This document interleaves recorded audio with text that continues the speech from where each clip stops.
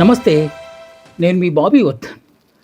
BBC voice ఛానల్లోని వారం వారం వార్తా సమాహారం కార్యక్రమానికి స్వాగతం. ఇవాళ కొన్ని అంతర్జాతీయ, జాతీయ, ప్రాంతీయ వార్తలు అంటే ప్రాధాన్యత సంతరించుకున్న వార్తల గురించి విశ్లేషణ చేయడానికి నేను మీ ముందుకు వచ్చాను. మొట్టమొదటి వార్త యుద్ధానికి సంబంధించింది. పశ్చిమాసియా దేశాల మధ్య యుద్ధం ప్రారంభమై ఒకవైపు అమెరికా, ఇజ్రాయెల్, మరోవైపు ఇరాన్, లెబనాన్, ఇక మధ్య మధ్యలో మిడిల్ ఈస్ట్ ఇలాంటి దేశాల యుద్ధం ఆల్మోస్ట్ పరాకాష్ఠకు చేరిపోయి అన్ని పక్షాలకు నష్టం వాటిల్లుతుంది. అలాగే ప్రపంచ దేశాల మీద కూడా ముఖ్యంగా చమురు, సహజ వాయువుకు సంబంధించిన కొరత ఏర్పడుతున్న నేపథ్యంలో ఒక శుభవార్త ఏంటంటే ఈ యుద్ధానికి కాస్తంత విశ్రాంతి లభించే అవకాశం కనిపిస్తోంది. ఈ ప్రతిపాదనను సాక్షాత్తు అమెరికా అధ్యక్షుడు, ఎప్పుడు దుందుడుకుగా వ్యవహరించే అమెరికా అధ్యక్షుడు చేయటం అనేది కాస్తంత విశేషాన్ని సంతరించుకుందని మనం భావించాలి. సో ఇరు వర్గాలు భీష్మంచు కూర్చున్నంతకాలం యుద్ధం భీకర పరిస్థితులకి చేరిపోయింది. ఆ నేపథ్యంలో ముఖ్యంగా హర్మోజ్ జలసంధి ద్వారా ఆయిల్ అలాగే గ్యాస్ నౌకర్లు సంచారాన్ని పూర్తిగా నిషేధించారు. ఇరాన్ తమ చెప్పు చేతల్లో పెట్టుకునేసరికి ఇప్పుడు దాని ప్రభావం ప్రపంచవ్యాప్తంగా పడినట్లయింది. దాంతో కొన్నాళ్ళు ట్రంప్ చాలా చాలా మేకపోతు గాంభీర్యాన్ని ప్రదర్శించారు. ఇరాన్ని తిట్టిపోశారు, బెదిరించారు, సర్వనాశనం చేస్తానన్నారు, రాతి యుగానికి తీసుకెళ్తానన్నారు. అయినా సరే ఇరాన్ తగ్గేదే లేనడంతో అప్పుడు మెల్లగా వ్యూహాన్ని మార్చారు అమెరికా అధ్యక్షుడు ట్రంప్. అదే శాంతి చర్చలకు అంటే 15 రోజుల పాటు అంటే 2 వారాల పాటు కాల్పుల విరమణ చేస్తే బాగుంటుంది అని చెప్పి ఈలోపు ఈ శాంతి చర్చలు జరిపించవచ్చు, తద్వారా యుద్ధానికి పూర్తి విరామం ప్రకటించే ఆస్కారం ఉందని చెప్పి ఆయన తలసినట్టుగానే ఇప్పుడు ఈ శాంతి చర్చల ప్రక్రియ తెర మీదకు వచ్చింది. అయితే లెబనాన్ మీద ఇజ్రాయెల్ దాడి, ఈ ఒప్పందం ఖరారయ్యి కాల్పుల విరమణ జరిగింది, ఇంకా విశ్రాంతి లభించినట్టే, శాంతి రాబోతున్నట్టే అని భావిస్తున్న తరుణంలో నెతన్యాహు చేసిన ఒక దుందుడుకు చర్య ఇప్పుడు మళ్ళా బ్యాక్ టు పెవిలియన్ లాగా వచ్చే అవకాశం కనిపిస్తుంది. వాళ్ళు చేస్తున్నది ఏంటంటే లెబనాన్ అనేది ఇరాన్ దానికి సంబంధించింది కాదు కనుక అది మాకు ప్రత్యేకమైన కేసు, అది ఆ కేసు దీంట్లో కలపడానికి వీల్లేదు. ప్రస్తుతానికి సీజ్ ఫైర్ అనేది, కాల్పుల విరమణ అనేది ఇరాన్, అమెరికా, ఇజ్రాయెల్ మధ్య జరగాలే తప్ప లెబనాన్కి ఏం సంబంధం లేదు అని చెప్పి ఆయన వాదిస్తున్నప్పటికీ ఇరాన్ మాత్రం గట్టిగా పట్టుబట్టింది. అంటే లెబనాన్తో ఇరాన్కున్న అనేక సంబంధాల రీత్యా ఆ దేశాన్ని కాపాడాల్సిన బాధ్యత కూడా తమపైనే ఉందని చెప్పి, అందువల్ల దాన్ని కూడా చర్చల్లో చేరిస్తేనే మేము వస్తాము అని చెప్పి ఒక ప్రతిపాదన ముందు తీసుకొచ్చింది. అంటే దీనికి అసలు చర్చలు ఎక్కడ జరగాలి అనేది రకరకాల వేదికలు అనుకున్నారు. కాకపోతే మన ప్రక్కనున్న పాకిస్తాన్లో ఈ చర్చలు జరిగితే బాగుంటుంది అని చెప్పి అనుకున్నారు. సో అమెరికా నుంచి అంటే ఇజ్రాయెల్ దీంట్లో ఏం పార్టిసిపేట్ చేయదు, అమెరికా అలాగే ఇజ్రాయెల్ నుంచి రావాల్సి ఉంటుంది. జేడీ వాన్స్ వైస్ ప్రెసిడెంట్తో పాటుగా ట్రంప్ సాక్షాత్తు అల్లుడు జర్డ్ ఆయన కూడా ఈ చర్చల్లో పార్టిసిపేట్ చేయడానికి ఆ ట్రంప్ దూతగా పాకిస్తాన్ చేరుకున్నారు. మనం ఈ వీడియో చేస్తున్న సమయానికి ఇంకా ఇరాన్ బృందాలు ఇరాన్ నుంచి పార్లమెంటు స్పీకరు అలాగే రక్షణ శాఖకు సంబంధించిన కొంతమంది కీలకమైన అధికారులు కూడా ఈ చర్చల్లో పార్టిసిపేట్ చేసే ఆస్కారం ఉన్నది. ఇలా అసలు ఈ చర్చల ప్రతిపాదన ట్రంప్ తీసుకురావడానికి ప్రధానమైన కారణం మనం ఇందాక అనుకున్నట్టు హర్మోజ్ జలసంధి ద్వారా రావాల్సిన అనేకమైన నౌకలకు ఇప్పుడు అవరోధం ఏర్పడింది. ఇరాన్ తమ చెప్పు చేతల్లో ఉంచుకుంది కనుక ప్రపంచ వాణిజ్యానికి ఇది తీవ్ర విఘాతం కలిగించే ఆస్కారం ఉందని చెప్పి అనుకున్నారు. ఇప్పుడు ఒకవేళ ఈ చర్చలు జరిగి సానుకూల వాతావరణం కనుక ఏర్పడితే బయలుదేరడానికి సిద్ధంగా దాదాపు 3000 నౌకలు, చమురు కావచ్చు లేకపోతే గ్యాస్ కావచ్చు, ఈ నౌకలు సిద్ధంగా ఉన్నాయి. దాంతో ఇరాన్ కొంచెం మండుకొచ్చింది.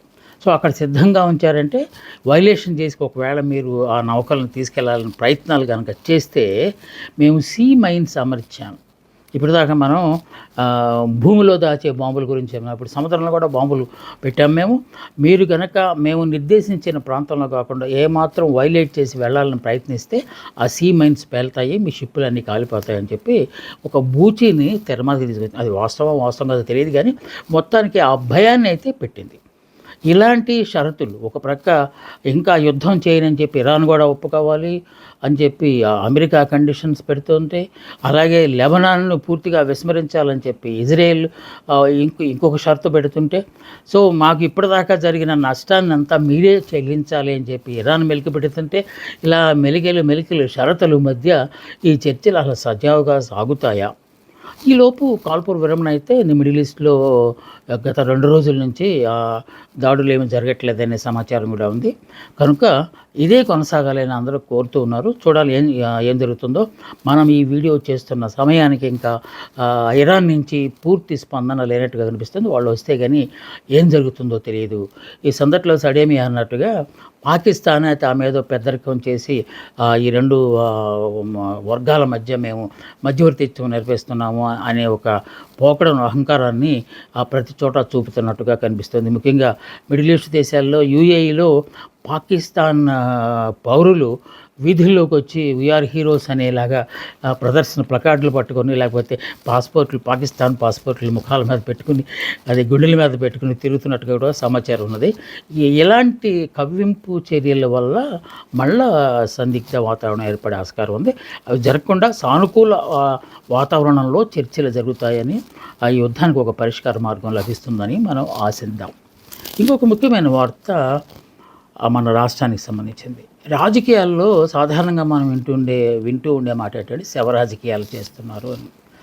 అధికార పక్షం హయాంలో ఎక్కడైనా హత్యలు కానీ లేకపోతే ఆత్మహత్యలు కానీ జరిగితే ప్రతిపక్షాలు బులోమని అక్కడికి వెళ్ళిపోయి ఆ శవాల దగ్గర రాజకీయాలు చేస్తారు. వాటిని శవ రాజకీయాలు అంటారు. ఇప్పుడు తాజాగా ఆంధ్రప్రదేశ్లో జరుగుతున్నది శవ రాజకీయం అనలేం కానీ చావు రాజకీయాలని మాత్రం చెప్పగలం.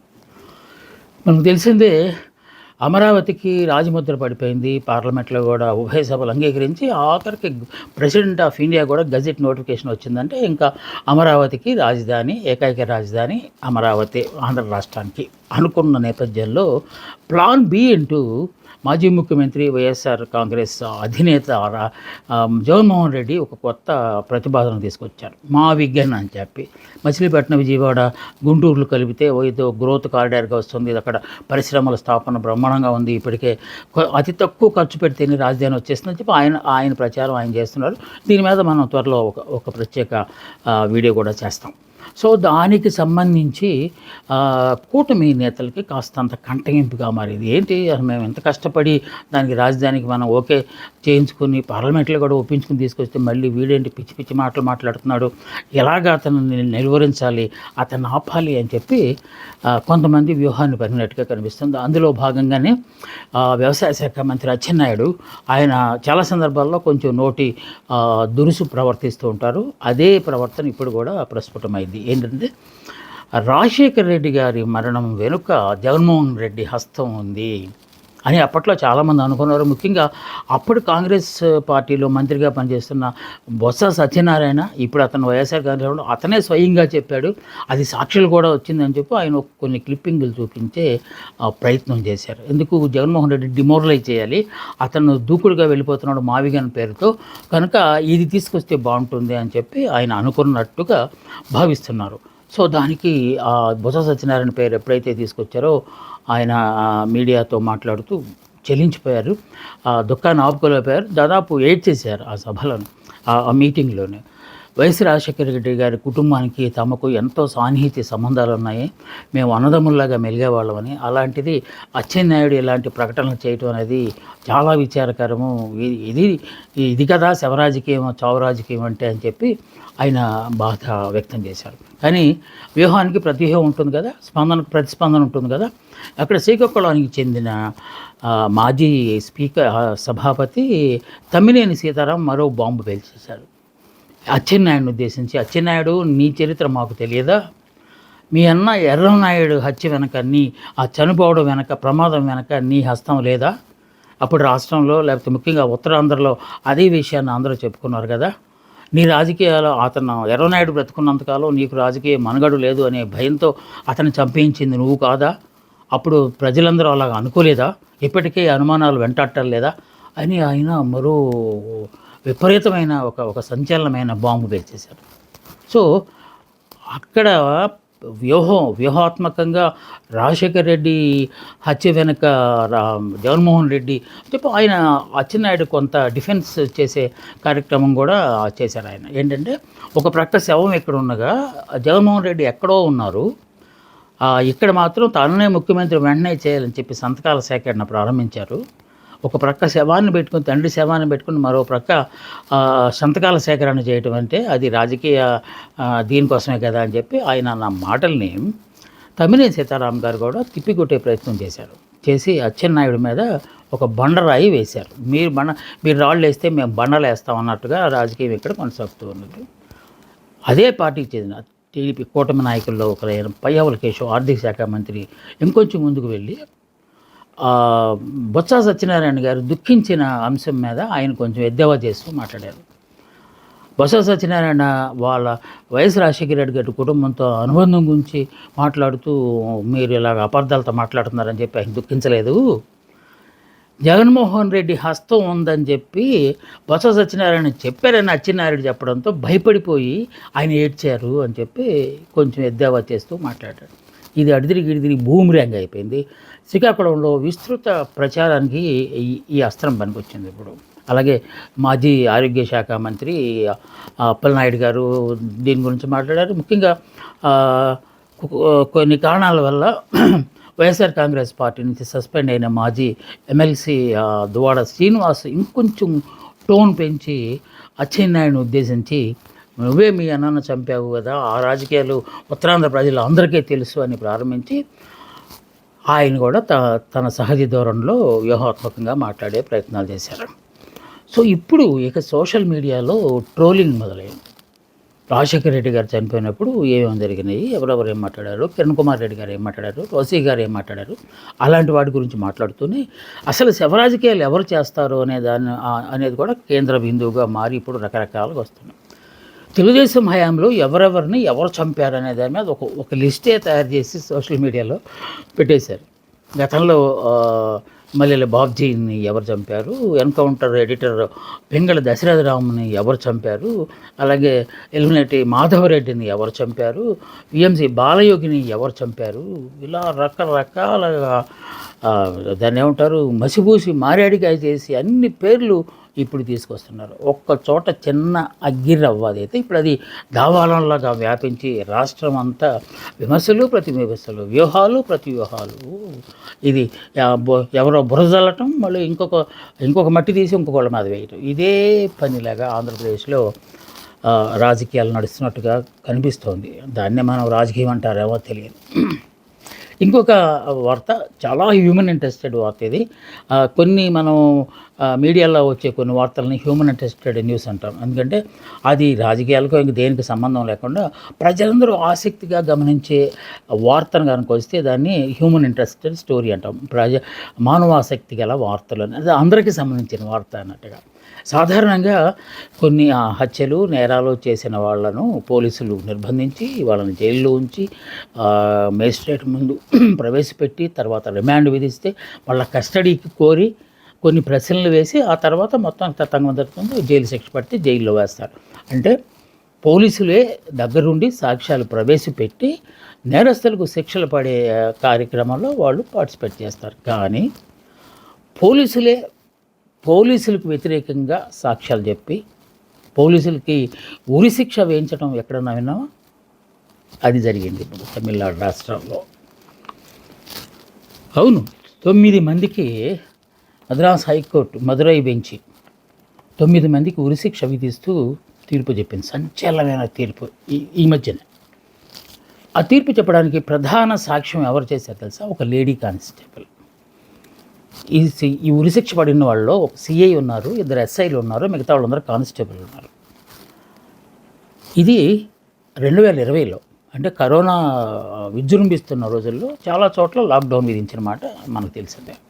లాక్డౌన్ విధించినప్పుడు పరిమితిని బట్టి వాళ్ళని ఎవరు మన షాపింగ్ కానీ ఏమైనా చేయాలంటే కొన్ని సమయాలను కేటాయించారు. అలాగే షాపులు వాళ్ళకు కూడా ఎప్పుడు పడితే అప్పుడు ఇవ్వకుండా ఒక నిర్ణీత సమయాలను ఇచ్చారు. తమిళనాడులో తూత్తుకుడి అనే ప్రాంతంలో ఒక మొబైల్ షాప్ యజమాని షాప్ తెరిచాడు. పోలీసులు ఈ పహారా కాదు పెట్రోలింగ్లో అక్కడ చూసి షాప్ తెరిచుంటే అని పట్టుకున్నారు వెళ్ళి. సమయం గడిచిపోయింది కదా, ఈ టైంలో షాప్ తీయకూడదు కదా, ఎందుకు తీసి ఉంచావు? సార్ ఇప్పుడే షట్టర్ లాగబోతున్నానని ఏదో కొంచెం మాటలా ఏదో తేడా వచ్చి ఆ షాపులో ఉన్న తండ్రి కొడుకుల్ని వాళ్ళు వ్యాన్లో వేసుకొని తీసుకెళ్ళిపోయారు. ఆ రాత్రి అంతా వీర కుమ్ముడు గుమ్మి పోలీస్ ట్రీట్మెంట్ అంటాం కదా, అది 3rd డిగ్రీ అనాలో ఇంకేదైనా డిగ్రీ అనాలో తెలియదు కానీ మొత్తాన్ని కొల్లబడిచేశారు. కొల్లబడిస్తే నెక్స్ట్ డే మార్నింగ్ వాళ్ళు లేవలేని పరిస్థితి. ఒకరికి ఛాతీ నొప్పి వచ్చి అక్కడ కుప్పకూలి చనిపోయారు. ఇద్దరు తండ్రి కొడుకులు ఇద్దరు లాకప్ డెత్. సో ఈ న్యూస్ తమిళనాడు సంచలనం అవుతుంది, జాతీయ స్థాయిలో కూడా ఇది పెద్ద వార్తగా వచ్చింది. దీంతో సాధారణంగా ఎవరైనా కేసు పెడితే కేసు కడతారు, కానీ మద్రాస్ హైకోర్టు దీన్ని సుమోటోగా స్వీకరించి కేసు తనకై తానే నమోదు చేసి దర్యాప్తు చేయాల్సిందిగా సిబిఐకి అప్పచెప్పింది. సో సిబిఐ ఇంకా లాగుతుంది కూలంకషంగా లోపలికి ప్రవేశించి మొత్తానికి ఎవరు సాక్ష్యాలు దొరుకుతారో జరిగినప్పుడు ఆ తండ్రి కొడుకుల మీద దాడి జరిగినప్పుడు డ్యూటీలు ఎవరెవరు ఉన్నారో అని సేకరించి ఒక లేడీ కానిస్టేబుల్, ఆమె పేరు చెప్పట్లేదు మనం, ఆ కానిస్టేబుల్ పట్టుకున్నారు. ఆవిడ మొత్తం పోసగుచ్చినట్టు చెప్పింది. ఈయన ఎలా కొట్టాడు, ఈయన ఇలా తన్నాడు, ఈయన ఇలా కర్రతో పొడిచాడు, మొత్తం చెప్పేసింది. సో అది కూడా మళ్ళా వార్తగా ప్రసార మాధ్యమాల్లో వచ్చింది. దాంతో ఆవిడ మీద ఒత్తిడి మొదలైంది, బెదిరింపులు మొదలయ్యాయి, చంపేస్తారనన్న కాల్స్ కూడా అనానిమస్ కాల్స్ అంటారు, ఆకాశరమన్న కాల్స్ రావటం మొదలుపెట్టి అజ్ఞాత వ్యక్తులు కాల్స్ చేసి నేను చంపేస్తా ఏమనుకున్నా. ఎందుకంటే అసలే పోలీసులను నేరస్తులు అంటారా అని చెప్పి వాళ్ళకి బాగా ఈగో దెబ్బతిని చాలా భీకరమైన ఆ అమ్మాయి మీద, ఆ లేడీ కానిస్టేబుల్ మీద పుకార్లు పుట్టించారు. ఆవిడని కూడా ఏదో ఒకటి చేయాలని ప్రయత్నించారు. దాంతో ఆవిడ కోర్టుకు సాక్షాత్తు హైకోర్టు జడ్జి గారి దగ్గరికి వెళ్ళిపోయినప్పుడు స్పెషల్ సెక్యూరిటీ ఏర్పాటు చేశారు. ఏర్పాటు చేయాల్సి వచ్చింది ఆవిడ. అంటే అదే సంస్థలో పనిచేస్తున్న వాళ్ళ మీద ఒక హృదయ విదారకమైన దృశ్యాన్ని చూసి సహించలేక, అంటే పోలీసుల్లో కూడా మంచోళ్ళు ఉంటారు అని చెప్పడానికి ఇలాంటివి ఒకటే ఉదాహరణ. అంటే వాళ్ళ డ్యూటీ వాళ్ళు చేస్తారు కాదనలేం, కానీ కొన్ని సందర్భాలలో కొంచెం ఓవర్ యాక్షన్ ఉన్నదానికంటే ఎక్కువ చేయటం వల్ల ఇలాంటి సంఘటనలు జరుగుతూ ఉంటాయి. సో అక్కడక్కడ మంచి వాళ్ళు ఉన్నట్టుగా ఆ లేడీ కానిస్టేబుల్ ఇచ్చిన ప్రధానమైన సాక్ష్యాన్ని, ఇంకా చాలామంది సాక్ష్యాలు సేకరించారు సిబిఐ వాళ్ళు. అల్టిమేట్గా వాళ్ళే ఇద్దరిని చంపేశారు, తండ్రి కొడుకుల్ని, మొబైల్ షాప్ వాళ్ళని చెప్పి నిర్ధారించడంతో మొన్న కొన్ని రోజుల క్రితమే మద్రాస్ హైకోర్టు మదురై బెంచి ఆ 9 మందికి ఉరిశిక్ష ఖరారు చేస్తూ బాధిత కుటుంబాలకి ఒక్కొక్కళ్ళకి 1,04,00,000 రూపాయలు పరిహారం కూడా చెల్లించాలని ప్రభుత్వాన్ని ఆదేశించడం అనేది ఇప్పుడు సంచలనం రేగిస్తున్నది. ఒక్క ఆడది, అదే ఆడదానిలో ఆదిశక్తి ఉంటుందంటారు కదా, అవతల ఉన్న వాళ్ళు అత్యంత పవర్ఫుల్ పోలీస్ ఆఫీసర్స్, వాళ్ళు అనుకుంటే ఏమైనా చేయగలరు. కానీ యువతలు ఉన్నది ఎవరు? ఆదిశక్తి, ఆదిపరాశక్తి. ఒక్కరైనా సరే తన నమ్ముకున్న సిద్ధాంతాన్ని, నమ్మిన వాస్తవాన్ని పోలీసులకు న్యాయ వ్యవస్థకు తెలియజేసి న్యాయానికి అన్యాయం జరగకుండా చూసిన ఆ మహిళకు హ్యాట్సప్ చెప్పాల్సిందే. ఇంకొక స్థానిక వార్త, మన రాష్ట్రానికి సంబంధించిన వార్త ఇది విజయవాడలో ఉగ్ర మూలాలకు సంబంధించిన వార్త. ఇందులో విస్తుపోయే అంశాలు ఒక్కొక్కటి బయటకు వస్తున్నాయి. ఈ ఉగ్రవాదుల్ని జిహాదీలుగా మార్చడానికి, ఇస్లామిక్ రాజ్య స్థాపన వైపుగా మళ్లించడానికి రిక్రూట్ చేస్తున్న వాళ్ళలో ఒక మహిళ ప్రధాన పాత్ర వహిస్తుందట. సైదాబాన్ అని హైదరాబాద్కు చెందిన ఆవిడ మెల్లగా అక్కడి నుంచే ఈ సోషల్ మీడియా వేదికలను ఆసరాగా చేసుకొని కొంతమందిని ఐడెంటిఫై చేసి వాళ్ళని మెల్లమెల్లగా ఈ ఉచ్చులోకి దింపుతున్నట్టుగా కూడా వాళ్ళు కనిపెట్టారు. సో విజయవాడ పోలీసులు, ఎస్బీ, మనం గతంలో అనుకున్నట్టు ఐడి, ఈ డిపార్ట్మెంట్లు అందరూ సమన్వయంతో పనిచేస్తూ ఎక్కడెక్కడ ఏమేమి ఉన్నదని చూస్తే విదేశాల్లో కూడా వీళ్ళకి లింకులు ఉన్నాయి, పెడ్లర్స్ ఉన్నారు, వాళ్ళని పట్టుకున్నారు, వాళ్ళని గుర్తించి వాళ్ళ ద్వారా ఉగ్రవాద సాహిత్యాన్ని, లేకపోతే మ్యాపుల్ని, కొత్త మ్యాపుల్ని వాళ్ళు తీసుకొస్తూ ఈ భారతదేశాన్ని ఏ విధంగా విచ్ఛిన్నం చేయాలి, పలానా ఒక ముఖ్యమైన రోజున, లేకపోతే ప్రాధాన్యత సంతరించుకున్న రోజున మనం ఇలాంటి కాల్పులకు దిగాలి, లేకపోతే ఇలాంటి దాడులు చేయాలి అని చెప్పి వ్యూహ రచనలు చేయటంలో మహిళల్ని ఆవిడ పురుగొల్పుతున్నట్టుగా కనిపిస్తుంది. దీనికి కవాతీన్ అని చెప్పి ఒక పేరు పెట్టారు ఆ గ్రూపు మహిళలకి. 13 అనే ఒక పేరు పెట్టారు మహిళలు. ఈ మహిళలకి ప్రత్యేకమైన శిక్షణ ఇవ్వడానికి ఈ సైదా బాను అనే అమ్మాయి, సైదా బేగం ఆమె పేరు. సో ఆవిడ ప్రయత్నాలు చేస్తోంది. ఆ క్రమంలోనే అనేక మందిని దీని వైపు, ఉగ్రవాదం వైపు చేస్తున్నారు. వాళ్ళు చేస్తున్న కొన్ని వాటిల్లో ఈ కాల్పులు లేకపోతే పేలుళ్ళతో పాటుగా భారతదేశ ఆర్థిక మూలాలను దెబ్బకొట్టాలి అనే ఉద్దేశంతో సైబర్ దాడులు, ఈ ఉగ్రవాద చర్యల్లో భాగంగా భారత అధికారిక వెబ్సైట్లను హ్యాక్ చేసి తద్వారా కీలకమైన రహస్య సమాచారాలను సేకరించడం కూడా ఈ బృందం చేసే ఒకానొక కార్యక్రమంగా కనిపిస్తుంది. సో అలాగే మ్యాపులను సేకరించడము, వాటిని డిజైన్లు మార్చి ఇవ్వడం అనేది. వీళ్ళకి కాశ్మీర్లో ఉన్న జిహాదీ సంస్థలతో సంబంధాలు ఉన్నాయి. అలాగే పాకిస్తాన్లో ఉన్న చాలా ఉగ్రవాద సంస్థలతో కూడా వీళ్ళకి సంబంధాలు ఉన్నాయని చెప్పి పోలీసులు కొంత ఆశ్చర్యకరమైన సమాచారాన్ని కూడా సేకరించారు. అందుకే ఈ కేసు తీవ్రతను బట్టి ఇది ఇక్కడ తేలేలాగదని చెప్పి జాతీయ స్థాయి భద్రతా దానికి అప్పగాలని చూశారు. ఎన్ఐఏకి ఈ కేసును అప్పగించడానికి ప్రయత్నాలు జరుగుతున్నట్టుగా ఉంది. ఇది కాస్తంత లోతుగా ఆలోచించాల్సిన అంశమే. ఎందుకంటే ప్రశాంత వాతావరణంలో ఉన్న కోస్తాంధ్రలో ఇలాంటి కార్యక్రమాలకు అంకురార్పణ జరపడం అనేది కొంత భయాందోళన కలిగించే అంశమే. ఇక తాజాగా వచ్చిన మరో అంశం ఏంటంటే, ఎన్నో దశాబ్దాల తరబడి చర్చల రూపంలో ఉన్న మహిళా రిజర్వేషన్ బిల్లుకు పార్లమెంట్లో మోక్షం లభించబోతుంది. అయితే ఒక స్వార్థంతో ఈ బిల్లుని ఇప్పుడే ప్రవేశపెట్టబోతున్నారని చెప్పి కాంగ్రెస్ ఒక ప్రక్క విమర్శలు చేస్తూ ఉంది. ఎందువలనంటే ఒక ప్రక్క వెస్ట్ బెంగాల్లోనూ తమిళనాడులోనూ ఎన్నికలు ఉండగా, ఎన్నికల నియమావళి అమల్లో ఉండగా ఈ బిల్లుని ఇప్పుడు పార్లమెంట్లో పెట్టబోతున్నారంటే తప్పనిసరిగా ఓట్లను ప్రభావితం చేయడానికే ఇది పెడుతున్నారని చెప్పి, ఏదేమైనా మహిళలకు రిజర్వేషన్ అనేది ఇప్పటిది కాదు, చాలా కాలం నుంచి వస్తుంది కనుక ఎన్నికలతో దీనికి ఏం సంబంధం లేదు. పైగా ఇది జాతీయ ప్రయోజనం కలిగిన అంశం కనుక ఆ రాష్ట్రాల్లో జరుగుతున్న ఎన్నికలకు దీనికి ఏం సంబంధం లేదు అని చెప్పి భారతీయ జనతా పార్టీ నేతృత్వంలోని ఎన్డీఏ గవర్నమెంట్ చెప్తున్నప్పటికీ దీని వెనుక ఆఫ్కోర్స్ రాజకీయ కోణం తప్పనిసరిగా ఉంటుంది. ఈ రాజకీయం చేసినా ఏం చేసినా ఎన్నో ఏళ్లగా పెండింగ్లో ఉన్న మహిళా అంటే సాధారణంగా అనేవాళ్ళు మహిళా రాష్ట్రపతి ఉన్న ఈ దశలోనే ఈ మహిళా బిల్లుకు మోక్షం కలిగితే బాగుంటుందని చెప్పి చాలామంది ఆశిస్తున్నారు. బీబీసీ వాయిస్ ఛానల్ కూడా అదే కోరికతో ఉంది. మహిళలకు తప్పనిసరిగా చట్టసభల్లో ప్రాతినిధ్యం జరిగినప్పుడు మాత్రమే ప్రజా సమస్యలు వెలుగులోకి వస్తాయని చెప్పి మనం గాఢంగా నమ్ముతాం. సో అన్నట్టు మీకు శుభవార్త, మనము బీబీసీ వాయిస్ ఛానల్ ద్వారా 250 ఎపిసోడ్లు ఇప్పటికీ మనం పూర్తి చేసాము. ఇంకా రానున్న రోజుల్లో మరికొన్ని కొత్త అంశాలతో మీ ముందుకు రావడానికి ప్రయత్నాలు చేస్తాం. దానికి మీ ప్రోత్సాహం ఉంటేనే మాకు ఉత్సాహం ఉంటుంది. తప్పనిసరిగా మీరు చూస్తున్నారు, లైక్ చేస్తున్నారు, అలాగే కామెంట్లు చేస్తున్నారు, కానీ సబ్స్క్రిప్షన్ మాత్రం కొంతమంది ఇంకా చేయాల్సి ఉంది. మీరు చేస్తే మేము ఇంకా ఉత్సాహంగా ముందుకు వెళ్ళడానికి ఆస్కారం ఉంటుందని చెప్పి తెలియజేస్తూ ఇప్పటిదాకా సహకారం అందించిన మీ అందరికీ హ్యాట్స్ ఆఫ్. నమస్తే, మీ బాబీ వర్ధన్.